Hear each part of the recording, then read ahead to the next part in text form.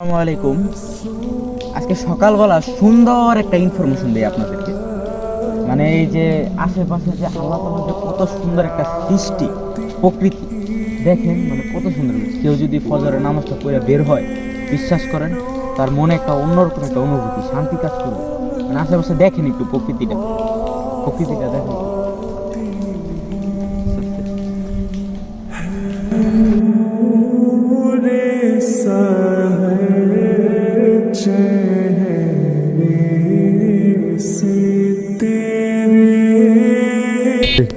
মানে আপনি বিলিভ করেন, মানে আপনার কেউ যদি শীতের ভিতরে আলসামি না করে গরম কাপড় পরে সকালবেলা ফজরের নামাজটা করে বের হন, বিশ্বাস করেন মানে সকালবেলা একটা অন্যরকম শান্তি কাজ করবে মনের ভিতরে।